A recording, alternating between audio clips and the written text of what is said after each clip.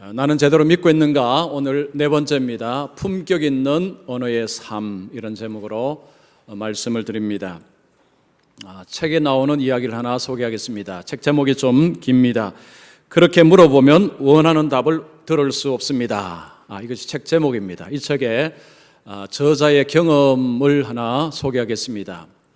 이 책의 저자가 부인과 함께 2017년에 이탈리아를 여행하기로 수개월 전에 계획을 냈습니다.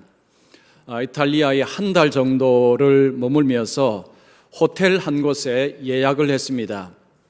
한 달 159만 원 정도였습니다. 굉장히 저렴한 가격입니다. 근데 이 호텔에 이 가격이 저렴한 데는 한 가지 조건이 있었습니다. 예약을 하면 돈을 미리 다 지불을 해야 되고 나중에 취소하면 한 푼도 돌려받을 수 없다라는 조건이 걸려 있었습니다. 자, 이분은 본인과 그리고 부인이 직장을 다니고 있었는데 직장에서 한 달에 안식월을 받았습니다. 그래서 날짜가 명확했기 때문에 자신의 일정도 조절하고 해서 2017년 여름 한 달 동안 이탈리아 이곳을 저곳을 돌아보기로 그렇게 계획을 한 것입니다. 돈을 다 지불하고 예약을 다 확정을 했는데 2017년 여름 전 2달 전에 그 부인의 회사에서 문제가 일어났습니다. 이게 부인이 여행을 떠날 수가 없게 되었습니다. 그러니까 여행을 취소를 해야 되는데 항공료는 벌금을 조금 물면 되지만 문제는 이 호텔 비용이었습니다. 호텔을 취소해도 돌려받을 수 없다는 그 조건을 가지고 예약을 했기 때문에 돈을 한 푼도 돌려받을 수 없게 되었습니다. 159만 원 돈이 작은 돈이 아닙니다. 자, 이분은 포기하지 않고 그 호텔에 전화를 했다고 합니다. 호텔 지배인에게 세 가지를 이야기했습니다. 여러분 설교 노트를 한번 보십시오. 이게 참 중요하다고 합니다. 첫 번째는 자신이 이 계약 조건을 알고 있다는 것을 인정을 먼저 했다고 합니다. 호텔에 예약을 할 때에 나중에 취소하면 한 푼도 돌려받지 못한다는 조건을 알고 예약을 했습니다. 이 조건을 잘 알고 있습니다. 라는 것. 그 다음에 두 번째는 여행을 지금 취소해야 되는 이유를 절박한 이유를 아주 정직하게 호텔 지배인에게 이야기를 했다고 합니다. 부인이 직장에서 이런저런 문제가 생겨서 여행을 할 수 없게 되었습니다. 그래서 여행을 좀 취소를 하게 되었습니다. 솔직하게 이유를 밝힌 것입니다. 중요한 것은 세 번째입니다. 혹시 위약금을 줄이거나 아니면 전부 물지 않을 수 있는 그런 예외 조항이 있는지 한번 살펴봐 주십시오. 예외 조항이 있는지 한번 살펴봐 주시고 그래서 저를 도와주실 수 있으면 좀 도와주시면 감사하겠습니다 라고 정중하게 부탁을 했다고 합니다. 부탁하고 4일이 지났는데 호텔에서 연락이 왔습니다. 호텔에서 말하기를 예외적으로 당신에게는 위약금을 물지 않고 전액 다 돌려드리기로 호텔에서 결정을 했습니다. 그래서 이분이 159만 원 전체를 돌려받았다고 합니다. 그래서 이분이 책에 그런 표현을 썼습니다. 혹시 이런 일이 있을 때에 이 세 가지를 잘 하시면 그러면 위약금을 조금 내고 아니면 이분처럼 내지 않고 돈을 돌려받을 수도 있습니다. 제가 이 책을 읽으면서 이 말이 참 중요하다는 것을 새삼 느꼈습니다. 보통 같으면 그냥 조건이 그러니까 포기해버립니다. 그러나 포기하지 않고 말을 어떻게 하느냐에 따라서 그 전액을 돌려받을 수도 있다는 것입니다. 여러분, 우리 인생살이에 이 말이 참 중요합니다. 잘 말하면 우리 인생에 큰 유익이 있습니다. 이것은 신앙생활에도 똑같습니다. 우리 영적 생활에 이 말이요 얼마나 중요한지 모릅니다. 우리의 언어 생활이 정말 중요합니다. 예수 믿는 자의 입에서 품격 있는 언어가 나와야 됩니다. 왜 그러느냐? 왜 예수를 제대로 믿는 사람의 언어가 다르냐? 오늘 야고보는 이 야고보서 3장 1절에서 12절을 통해서 우리에게 아주 자세하게 이야기하고 있습니다. 그래서 오늘 이 말씀을 여러분 들으시면서 자신의 언어 생활을 한번 점검해 보시면 좋겠습니다. 자, 먼저 첫 번째입니다. 성숙하지 못한 자는 언어 생활에 문제가 많다. 야고보는 오늘 본문에서 성숙하지 못한 사람의 언어 생활에 문제가 많다, 실수가 많다, 이런 이야기를 먼저 합니다.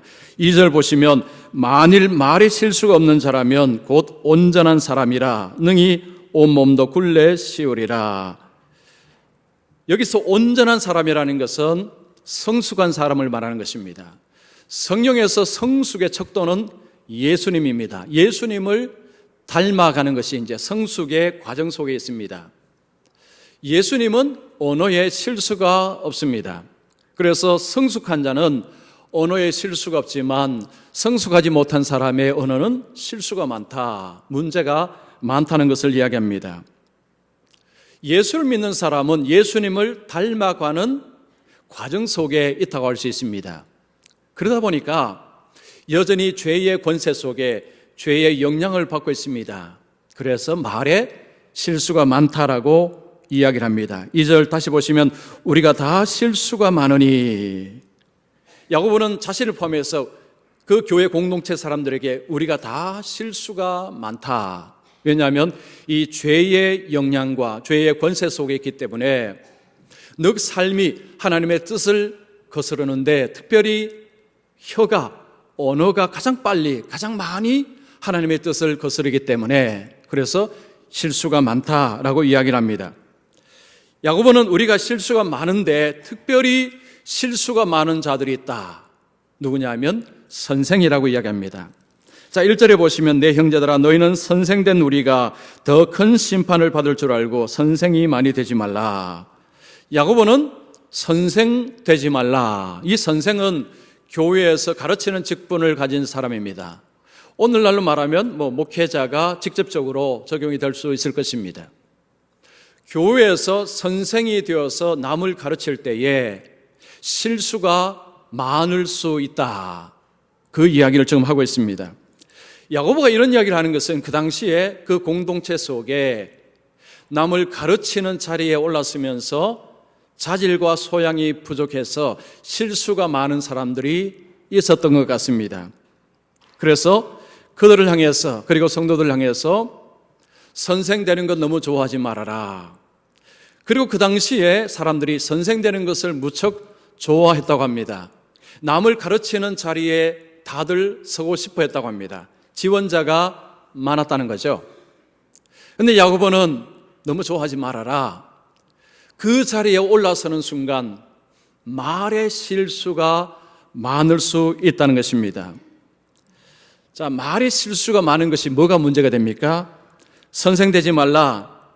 더 큰 심판이 있기 때문에, 더 큰 심판이 있기 때문에 선생되지 말라라고 이야기합니다. 말을 많이 해서 실수를 하게 되면 하나님의 심판대에서 문제가 커진다는 것입니다. 예수님도 그 말씀하셨습니다. 마태복음 12장 36절에 보십시오. 사람이 무슨 무익한 말을 하든지 심판날에 이에 대하여 신문을 받으리니. 예수님 말씀입니다. 우리가 하는 언어, 말이 주님 앞에 섰을 때에 심판대 앞에서 신문거리가 된다는 것입니다. 하나님께서 우리를 심판하실 때 우리가 이 땅에서 한 말이, 언어가 문제가 된다는 것입니다. 야고보가 더 큰 심판을 이야기하고 예수님께서 심판을 이야기하셨습니다. 그래서 저 높은 자리에 오르려고 너무 좋아하지 말아라. 그 자리에 올라가면 실수가 더 많아진다. 말을 많이 하면 실수가 많아진다. 그 이야기를 하고 있습니다. 자, 이 말씀은요, 그냥 보면 이거는 목회자에게나 해당되는 말씀이라 이렇게 생각할 수 있습니다. 물론 1차적으로는 목회자에게 해당이 됩니다. 그러나 목회자뿐만 아니라 교회에는 교사가 있고 또 순장도 있고, 그리고 일반 성도들이라도 집에 가면 자녀도 가르치고 또 이웃에게 복음을 전하기도 하고, 우리 모두에게 이 말씀은 다 적용이 됩니다. 우리의 언어에 실수가 결국은 많아지면 많아질수록 하나님 앞에서 문제가 된다. 성경은 이 말씀을 하는 것입니다. 그래서 날마다 우리가 하는 언어에 대해서 살펴볼 필요가 있다는 것입니다. 내가 무슨 말을 쓰는지 유심히 자신을 돌아볼 필요가 있습니다. 고린도전서 9장 27절 보십시오. 내가 내 몸을 쳐 복종하게 하면 내가 남에게 전파한 후에 자신이 도리어 버림을 당할까 두려워함이로다. 바울의 고백입니다. 바울 같은 사람도 내가 다른 사람에게 복음을 전하고 혹 내가 버림을 당하면 어쩌나 라는 두려움이 있다고 했습니다. 바울은 나는 이미 천국 티켓을 거머쥐었으니까 나는 괜찮아 이런 이야기를 하는 것이 아닙니다. 바울 같은 사람도 내가 다른 사람에게 복음을 전하지만 내가 하나님 앞에서 문제가 되어서 내가 버림을 당할 수도 있다. 그래서 자신을 돌아본다는 것입니다. 여러분 그렇습니다. 우리가 예수 믿고 하나님의 구원을 받았지만 우리 자신을 날마다 돌아볼 필요가 있습니다. 나는 교회 다니고 나는 예수 믿으니까 상관없어. 나는 무조건 천국 가. 그런 생각해서는 안 된다는 것입니다. 특별히 우리의 언어, 내가 쓰는 말, 이것이 주님 앞에서 문제가 될 수 있다는 것을 말씀하며 날마다 우리가 쓰는 언어 생활에, 우리의 언어에, 우리의 말에 조심을 하라고 우리에게 말씀합니다. 두 번째입니다. 통제되지 않는 언어는 독침이 될 수 있다. 통제가 되지 않고 조절되지 아니하는 언어는 혀는 독이 될 수 있다라는 말씀을 오늘 하고 있습니다. 3절에서 8절까지는 이 혀가 가지는 위험성을 우리에게 말씀하고 있습니다. 야고보는 혀가 왜 위험하냐 두 가지 이유를 가지고 설명합니다. 먼저 첫 번째는 혀는 길들일 수 없기 때문에, 즉 통제할 수 없기 때문에 혀가 위험하다. 두 번째는 혀가 작지만 파괴력이 너무너무 크기 때문에 혀가 위험하다. 그 이야기를 하고 있습니다. 자, 먼저 3절에 보면 우리가 말들의 입에 재갈 물리는 것은 우리에게 순종하게 하려고 그 온몸을 제하는 것이라. 야고보가 말을 비유로 설명합니다. 자, 말의 입에 재갈을 물립니다. 재갈이라는 것은 이 쇠덩어리를 이 쇠바입니다. 쇠바를 입에다가 물립니다. 그리고 양 끝에 묶습니다. 그 묶은 끈을 말을 탄 기수가 그것을 잡고 있습니다. 그래서 말의 방향을 기수가 그 끈을 당기면서 통제를 하는 것입니다. 왼쪽으로 가게 하면 왼쪽 끈을 당기고 오른쪽으로 가게 하면 오른쪽 끈을 당기면 말이 그 기수에 따라서 통제가 되고 길들여진다는 것입니다. 말은, 짐승은 길들일 수 있지만 혀는 길들일 수 없다. 그 이야기를 하고 있습니다. 7절, 8절 보시면 여러 종류의 짐승과 새와 벌레와 바다의 생물은 다 사람이 길들일 수 있고 길들여 왔거니와 혀는 능히 길들일 사람이 없나니. 호랑이도 사람들이 길들입니다. 원숭이도 길들입니다. 짐승을 사람들은 잘 길들여 왔습니다. 그런데 사람의 혀는 사람이 길들일 수 없다. 길들일 능력이 없다. 그 이야기를 하고 있습니다. 길들일 수 없기 때문에 혀가 위험하다. 자, 두 번째 이유는 파괴력이 너무너무 엄청나기 때문입니다. 4절 보시면 배를 보라. 그렇게 크고 광풍에 밀려가는 것들을 지극히 작은 키로서 사공의 뜻대로 운행하나니. 여기서 배는 엄청난 큰 범선을 말합니다. 그 당시에 이 바람에 따라서 움직이는 큰 배를 비유로 그 배가 방향을 결정할 때에 사공이 그 손에 쥔 작은 키를 가지고 방향을 결정하지 않느냐. 작은 키가 큰 배를 좌지우지하는 엄청난 영향력을 가지고 있다라고 이야기합니다. 5절 보시면, 중반절 보시면 이와 같이 혀도 작은 지체로 돼 큰 것을 자랑하도다. 보라, 얼마나 작은 불이 얼마나 많은 나무를 태우는가. 작은 불이 많은 나무를 태우는 것을 이야기합니다. 담배꽁초 하나가 떨어져서 온 산을 태우는 사건들은 자주 우리가 듣는 사건입니다. 그 조그만 불씨가 온 산을, 온 나무를 태우는 엄청난 파괴력을 가지고 있듯이 우리의 작은 혀가 이런 파괴력을 가지고 있다. 그래서 혀가 위험하다라는 것을 이야기합니다. 6절에는 이 혀의 파괴력이 얼마나 무서운지 그 이유를 6절에 이렇게 설명합니다. 혀는 곧 불이요 불의의 세계라. 혀는 우리 지체 중에서 온몸을 더럽히고 삶의 수레바퀴를 불사르나니 그 사르는 것이 지옥불에서 나느니라. 여기서 혀라는 것은 불의한 혀를 이야기하는 것입니다. 이 불의한 혀는 소속이 어디냐 하면 불의의 세계입니다. 불의의 세계라는 것은 악한 세계를 말하는 것입니다. 악한 말이 온몸을 더럽힌다고 했습니다. 삶의 수레바퀴라는 것은 일생을 말합니다. 일생을 불살른다는 것은 일생을 망친다는 것입니다. 우리의 작은 혀로 나오는 추하고 더러운 언어가 우리를 인생을 더럽히고 망친다라고 이야기를 하면서 그러면서 그 불이 어디서 나오냐면 지옥불에서 나느니라.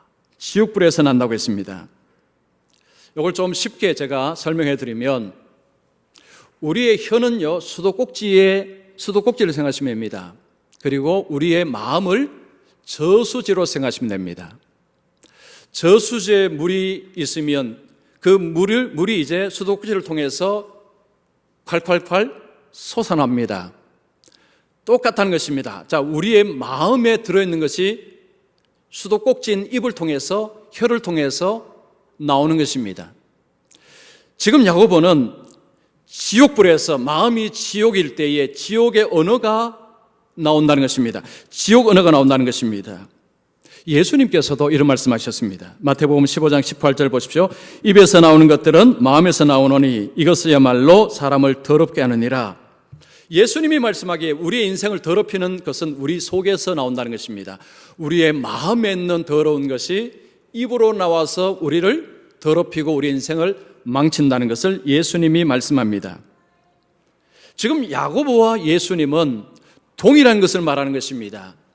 악한 것은 결국은 그 속에 악한 것들이 있을 때에 악한 언어가 나온다는 것입니다. 자, 그러면서 8절 보십시오. 이는 능히 길들일 사람이 없나니 쉬지 아니하는 악이요 죽이는 독이 가득한 것이라. 혀에서 독이 나온다는 것입니다. 독침이 나온다는 것입니다. 지옥일 때, 마음이 지옥일 때 입에서 독이 나온다는 것입니다.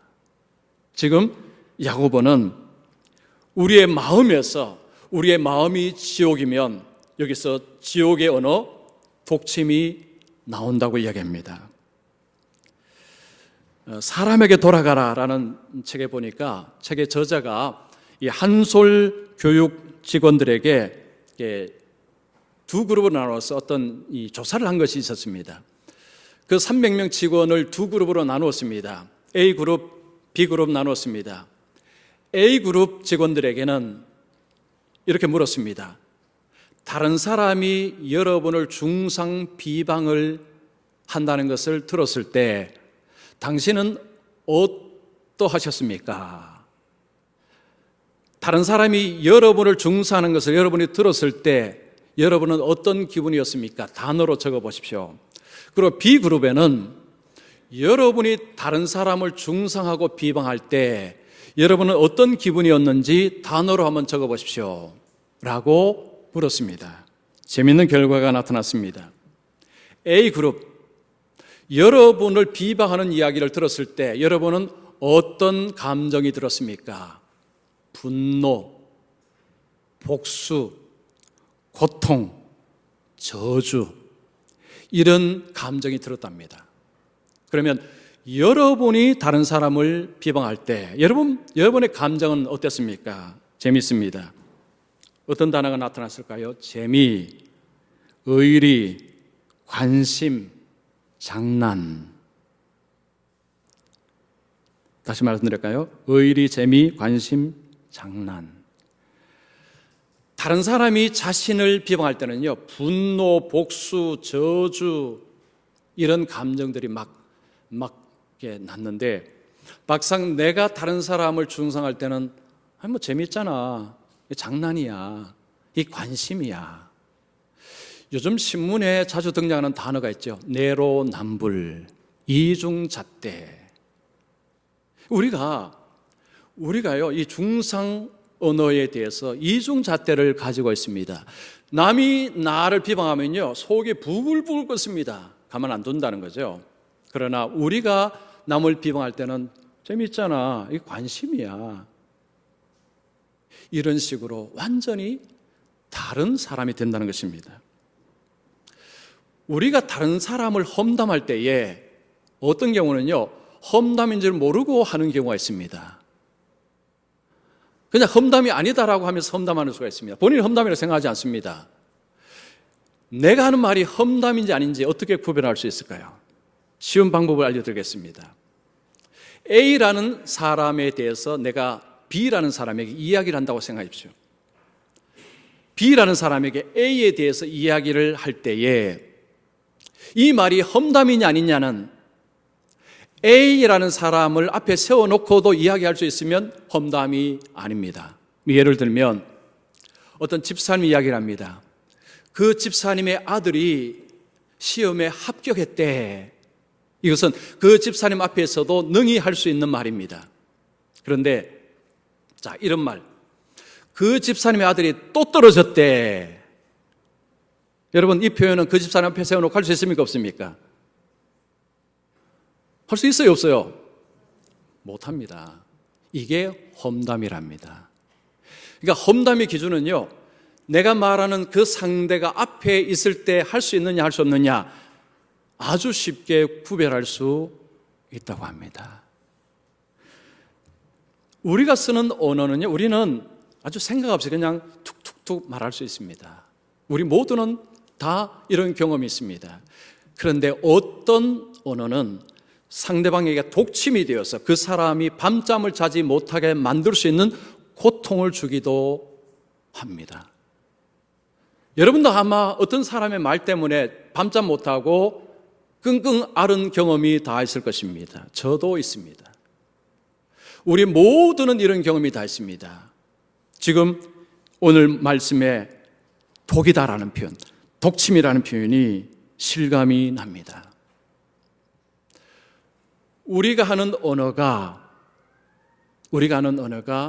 다른 사람에게 엄청난 고통을 줄 수 있다는 것. 오늘 말씀은 이것이 나중에 주님 앞에 설 때에 이것이 문제가 된다는 것입니다. 이것이 심각한 문제가 된다. 이것이 바로 오늘 본문에서 야고보가 하는 이야기입니다. 세 번째입니다. 하나님은 우리의 언어를 품격 있게 바꾸신다. 자, 우리의 혀를 우리는 길들일 수 없다. 사람이 자신의 혀를 길들일 수 없다는 것이 오늘 야고보서의 말씀입니다. 하나님께서 야고보를 통해서 이 말씀을 하셨습니다. 그러면 우리가 어떻게 우리의 언어를 바꿀 수 있는가? 하나님이 바꾸십니다. 하나님이 하실 수 있습니다. 하나님 우리 언어를 어떻게 바꾸십니까? 9절 보십시오. 이것으로 우리가 주 아버지를 찬송하고. 죄인을 하나님께서 품격 있는 언어로 바꾸실 때에 그 입에서 나오는 언어가 하나님을 찬송한다는 것입니다. 하나님을 찬송하는 것은요, 사람의 힘과 능력으로 불가능합니다. 세상 지식으로 되지 않습니다.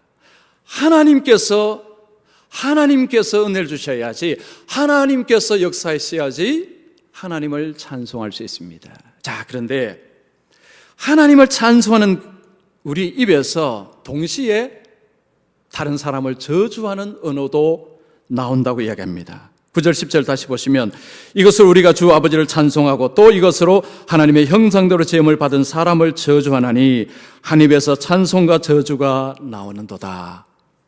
죄인을 변화시켜서 하나님을 찬송하게 하는 이 품격의 언어를 사용하기 시작했는데, 그런데 안타깝게도 우리의 입에서 저주의 언어도 동시에 나오고 있다. 야고보는요, 이거 자연스럽다, 괜찮다 이렇게 말하지 않습니다. 자, 야고보가 뭐라고 이야기합니까? 이것이 마땅하지 아니하니라. 이것이 마땅하지 아니하니라.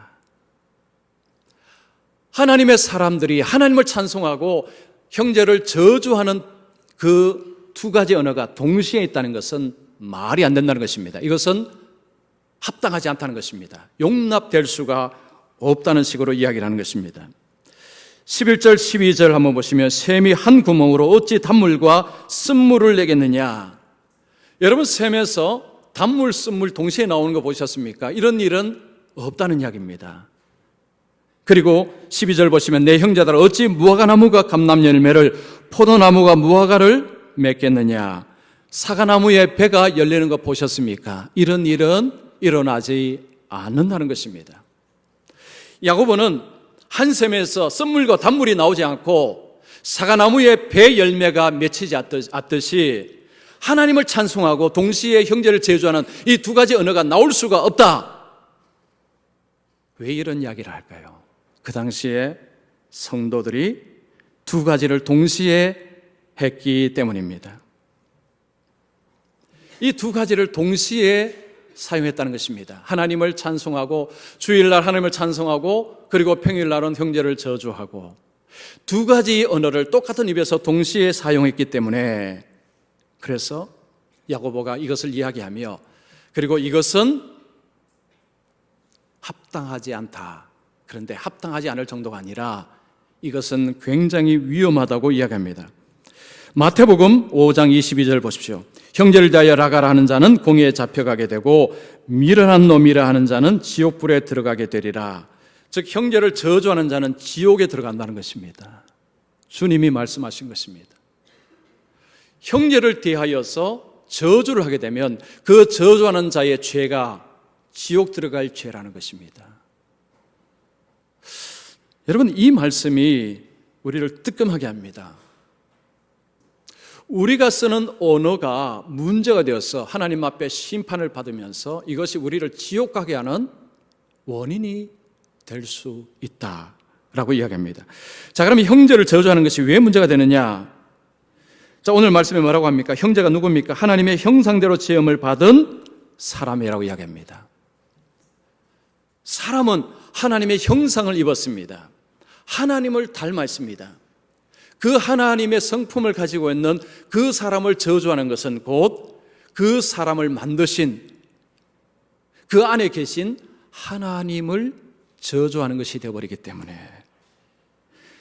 그래서 오늘 말씀에 하나님의 형상대로 지음받았다는 표현을 굳이 하는 것은 같은 교회에 특별히 같이 예수 믿는 사람을 저주할 때는 그 안에 계신 주님을 향해서 저주하는 것이 되어버립니다. 그래서 형제에게 저주하는 것이 이렇게 위험하다. 지금 그 말씀을 하고 있습니다. 야고보는 지금 이 혀가 얼마나 위험한가 길들일 수 없다. 그리고 파괴력이 너무너무 크다. 너무너무 파괴력이 크고 그리고 그 언어에서 그 마음이 지옥일 때 독침이 나오기 때문에 그래서 말이 언어가 굉장히 위험한 것이다. 그렇게 말씀하고 있습니다. 자, 우리가 우리의 언어들, 우리 언어를 바꾸는 데는 사람의 능력으로는 불가능합니다. 오늘 말씀처럼 사람이 능히 혀를 길들일 수 없다라고 이야기했습니다. 맞는 말씀입니다. 내가 이제는 좋은 말만 하고 살아야지 아무리 결심해 보십시오. 돌아서면 나쁜 말 합니다. 습관적으로 합니다. 너무너무 익숙해서 그냥 곧바로 해버립니다. 이것이 인간의 현실입니다. 그래서 야고보는 사람이 자신의 혀를 길들일 수 없다. 그러면 어떻게 가능하다고 했습니까? 하나님께서 하시면 언어가 바뀔 수 있다. 그 독침이 가득한 언어가 품격 있는 언어, 하나님을 찬송하는 언어로 변화될 수 있다. 그 말씀을 하는 것입니다. 자, 그러면 여러분, 우리 입술에서 하나님을 찬송하고 은혜롭고 사랑스러운 언어가 되기 위해서 결심하는 거 소용없습니다.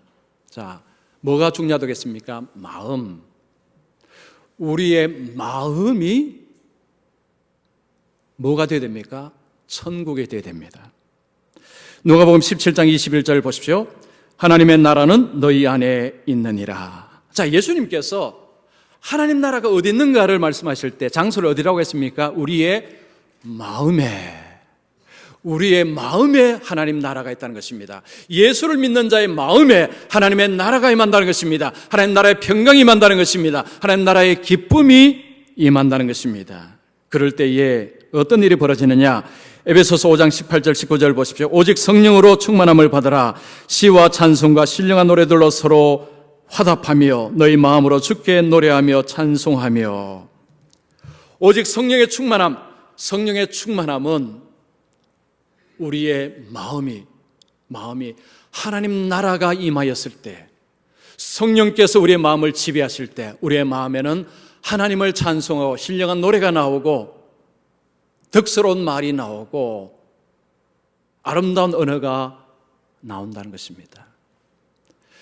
내가 내 마음을 하나님 나라로 채울 수가 없습니다. 하나님께서 내 마음 속에 하나님께서 좌정하실 때 이런 변화가 일어날 수 있습니다. 지난주에 신문 칼럼을 하나 봤습니다. 여기에 어떤 분이 자신의 겪은 이야기를 하나 하고 있었습니다. 어떤 이게 남성분이 고관절 수술을 했습니다. 의사가 3개월 동안은 그냥 꼼짝없이 휠체어 신세를 제할 것이라고 이야기했습니다. 이분의 집이 아파트 18층이었습니다. 올 여름이었습니다. 여름에 걷지를 못한다, 휠체어 신세를 탄다, 일하러 못 갑니다. 3개월 동안 여름 3개월을 집에 있어야 된다. 이게 보통 일이 아닙니다. 그런데 16층에서 한 달 동안 공사를 하기 시작합니다. 여러분 18층, 17층, 16층에서 공사하면요 바로 바닥에서 공사하는 것 같습니다. 한 달을 공사했습니다. 그런데 그 집 주인하고 굉장히 친한 관계이기 때문에 그 한 달 공사는 뭐 그럭저럭 잘 이겨낼 수 있었습니다. 그 집 공사가 끝나고 아파트 고층수의 엘리베이터에 공고가 하나 붙었습니다. 19층이 한 달 동안 집 수리를 합니다. 이 글자를 보는 순간 이분 마음속에 공포가 들어납니다. 공포. 여러분 아파트에서 저희 집이 1층인데요. 저 위에 10층이 공사해도요. 위층 공사처럼 들립니다. 그런데 18층에서 19층 한여름에 한 달 공사를 한다는 공고가 붙었으니 이분은 집에 꼼짝없이 있어야 됩니다. 움직이지도 못합니다. 여름에는 문도 좀 열어놓고 있어야 되는데 문도 못 열립니다. 그러니까 이분이 너무너무 무서웠다고 이야기합니다. 공고 붙은 그 다음 날부터 위에서 이제 막 굉음이 들리는 것입니다. 여러분 같으면 어떻게 하시겠습니까? 자, 이분이요 부인한테 큰 수박 한 덩이를 좀 사오라고 부탁을 했습니다. 부인이 이제 수박 한 덩이를 사왔습니다. 그 공사 책임자 전화번호를 이게 알아서 이분이 이 남자분이 이제 그 공사 책임자에 전화를 했습니다. 저는 바로 아래층에 사는 사람인데 제가 좀 올라가겠습니다. 잠시 뵙죠. 라고 하고 이제 휠체어 타고 엘리베이터 타고 위층으로 올라갑니다. 이 공사 책임자가 그 이야기를 들었을 때 어떻게 들었을까요? 밑에서 항의하러 올라온다고 생각했습니다. 그래서 문 앞에 딱 기다리고 있었습니다. 이분이 이제 엘리베이터에서 내려서 그 공사 책임자를 이제 보자마자 아이고 더운데 수고가 많으십니다. 제가 보니까 공사 시간도 딱 정확하게 하시고 마치는 시간도 정확하게 하시니까 참 고맙습니다. 그리고 지금 저처럼 불편한 사람을 위해서 공사의 소음을 어쨌든 줄이려고 하는 그 애씀이 느껴집니다. 너무너무 감사합니다. 이 수박 드시고 하십시오 하고 수박을 이렇게 주니까요 그분이 당황을 해갖고 아니 이게 왜 이러십니까? 그러면서 이분이 그런 이야기를 하더랍니다. 제가 집 공사를 지금 수도 없이 했는데 이런 일은 처음입니다. 제가 이 수박 받아도 되겠습니까? 저 드십시오 하고 드리고 그리고 이제 한 층을 내려왔습니다. 집안에 있는데 그 공사 책임자에게 전화가 왔습니다. 공사 책임자가 이제 그분에게 전화를 하면서 이런 이야기입니다. 조금 전에 제가 감사의 인사도 제대로 못했습니다. 혹시 집에 고칠 것 있으면 제가 무료로 다 고쳐드리겠습니다. 무료로 다 고쳐주겠답니다. 그때 이분이 괜찮습니다. 지금 우리 집은 고칠 게 없습니다. 고치더라도 비용을 들여서 해야죠 하고 전화를 끊었답니다. 그 다음부터 신기한 현상이 벌어졌습니다. 위에는 여전히 그냥 집수리 하는 거죠. 굉음이 들립니다. 그런데 소리가 다르게 들리더랍니다. 공포, 스트레스 이게 아니고요. 그 소리가 그때부터는 참을 만하게, 견딜 만하게 그렇게 들리더랍니다. 이분이 칼럼에 이런 표현을 썼습니다. 수박 한 덩이와 감사의 말 한마디로 내 마음에 평안이 들어왔다. 천국과 지옥이 내 마음에 있다는 것을 내가 경험했다. 이런 표현을 썼습니다. 마음에 천국이 있으니까 그 굉음이 공포의 굉음이 아니라 들을만 하더랍니다. 사람은 능히 자기 혀를 결들일 수 없습니다. 우리 언어 우리가 절대 통제할 수 없습니다. 아무리 노력해 보십시오. 돌아서면 과거 행동 그대로 답습합니다. 우리의 마음속에 하나님의 나라가, 하나님의 나라의 기쁨이, 하나님 나라의 평강이 우리 속에 임해야 됩니다. 그럼 우리가 어떻게 해야 될까요? 하나님, 나는 능력이 없습니다. 내 인생의 주인은 하나님이신 줄 고백합니다. 내 인생의 주인은 주님이십니다. 내 마음속에 자정하시고 나를 통제해 주십시오. 나는 못합니다. 하나님께서 내 마음을 주장하여 주시고 하나님의 뜻대로 내 마음을 움직여 주시옵소서. 하나님의 은혜가 우리 입술에서 구해야 됩니다. 하나님이 하신다라는 것은요, 하나님이 우리를 바꾸신다고 할 때에 우리가 해야 될 것이 있습니다. 구해야 됩니다. 하나님 도와주십시오. 내 마음속에 하나님 평강으로 채워주십시오. 나는 못합니다. 나는 할 수가 없습니다. 그러나 하나님은 하실 수가 있습니다. 이 기도가 우리에게 필요합니다. 우리는 우리의 혀 하나 길들일 수 있는 능력이 없습니다. 이 어마어마한 독을 품을 수 있는 이 혀를 우리는 통제할 수 없습니다. 그러나 우리 마음속에 하나님께서 자정하시고 우리의 귀를 열고 하나님의 음성을 듣고 하나님의 말씀을 우리의 가슴으로 채울 때에 은혜로 채우고 감사로 채우고 하나님의 말씀으로 채울 때에 세상의 환경은 똑같습니다. 여전히 똑같습니다. 나 옆에 있는 사람도 전혀 변화되지 않았습니다. 저 사람만 변하면 내 삶이 좀 좋을 텐데 아니요, 그런 일 일어나지 않습니다. 내가 바뀌어야 됩니다. 그런데 나는 나를 바꿀 수가 없습니다. 하나님께서만 나를 바꾸실 수 있습니다. 내 마음속에 하나님께서 주인 되시고 하나님이 왕이 되실 때, 마음의 평화가 임할 때에 우리의 입술의 언어는 달라질 수가 있습니다. 여러분, 자신을 믿지 마시고요, 하나님을 의지하셔서 마음에 하나님 나라로 하나님의 평강으로 채우셔서 날마다 품격 있는 언어, 사랑스러운 언어, 은혜의 언어, 살리는 언어, 생명의 언어를 통해서 하나님 앞에 영광스럽게 쓰임받고 하나님 앞에 아름답게 살아가시기를 축원합니다. 기도하겠습니다.